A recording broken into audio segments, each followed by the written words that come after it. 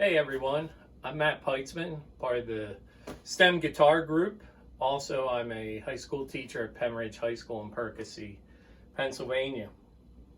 We're looking at our economy kit, our strat kit, if you will, that we got from STEM Guitar.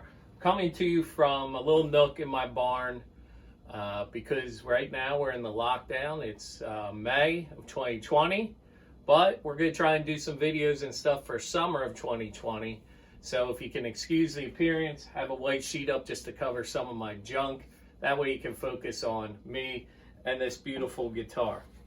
When these come, they are pretty darn smooth. And pretty much most of the work is done for you, which is nice. As you look at it though, we want to make sure this is ready for whatever kind of finish you're going to put on it. You might be doing spray paint, you might be doing a stain, you might be doing a dye, whatever it might be. When you go to finish something, you got to make sure that not only does it feel good, but it looks good. Because a common misconception is, oh, the spray paint will cover any little scratches or dings. When in fact, what I find is it actually accentuates those. So we got to make sure we take care of all those. How do we do that? Using some abrasive paper. So typically what you start with is 100 grit. I don't know if the guitar body needs 100 grit. Most of the hard stuff might be out of it, but if you find something that really seems to be down in there or a scratch or something, start with 100 grit. Otherwise, you're just going to be getting frustrated if you use a higher grit. Your next one up would be a 150. All right. 150 is a good place to start, and you can just kind of go lightly over it. And then the final grit that I use before I do any kind of finishing is 220. All right. Some people might tell you can stop at 150. Some people might say, oh, I'm going to go 320 or higher. My experience, I'm not telling you it's right or wrong. You get 10 people in a room, you're probably going to get 10 different opinions. For me, I stop at 220. I've been doing that for basically as long as I've been teaching, and I seem to have pretty good luck with that. Now, if you notice, the pieces I'm holding up here are quarter sheets. This is what I like to use. Well, how do we get to a quarter sheet? Typically, if you go to a hardware store and buy just a variety pack that has 3, 4, maybe 5 pieces of those grits I just listed, that should be enough for you. It shouldn't be too expensive. They start out with a piece about this size. What I like to do is fold it, and I never know which way is which. I think this is hamburger. Get a nice crease in it so it looks like this. And then I like to go back, fold it over the other way. Again, get a nice crease in that. And then you should be able to separate that. All right, and now we have 2 half sheets. Again, maybe this is hamburger. It is almost lunchtime. Maybe we're getting hungry. I don't know.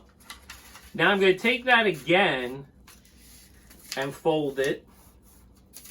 And we end up with what's going to look like those quarter sheets that I was holding up before. Again, go back and forth. Get a nice crease in that thing. All right. Now, if you're at home and you're saying, okay, Mr. P, I don't have a barn. I don't have a little workshop. Maybe you have a picnic table outside you can work on. Maybe you have a what I would call a tailgating table, the ones that are like 30, 40 bucks that fold up. Things like that are going to work for you. By the way, you notice how, as I was talking, I now folded those and tore them apart. And that's how you get your quarter sheets, okay? It is nice to have some kind of a nice table to work on. Maybe you can work on your kitchen table. I don't know. Sanding, though, can be dirty, can be kind of messy, so be careful with that, all right? Notice I'm not going to use a power sander because I think that's going to be overkill. Plus, I'm inside. I don't want all that dust. If I'm outside, maybe I do. Let's go to the 150, and here's what I do now with this piece is I fold it in thirds. If you fold it in half, it might kind of slip on you while it's in your hand. If you do thirds, it has a tendency to kind of stay together in that shape a little bit better. And what's probably review for you, but in case it's not, anytime I'm sanding with the grain, all right? When you're working on a workbench like this, you want to make sure that it doesn't have anything on it. You say, oh, I sanded it, it's got more dings and stuff in it than when I started. That might be because of your workbench. So just over here, I'm going to grab an old towel. All right. Make sure the towel's got nothing on it, right? And this is nice to work on. It's also nice when you're done sanding, wrap it up like a baby in there. This is going to be your baby till it's done. And then afterwards, it's your toddler, it's your kid, it's your teenager, as you go to appreciate this piece of work, this piece of artwork that you're creating. All right. So again, I want to sand with the grain. Like I said, these bodies almost feel like they were already sanded with maybe 150, 180, 220, somewhere in there. All right. On this body, I'm going to take some time, sand everywhere.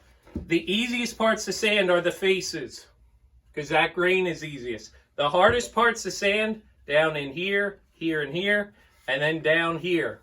All right. That is end grain. Again, different theories about how to do that. I've seen some people sand this way. The way I think about it is the grain's going this way, now it's going this way. So I sand this way with my end grain.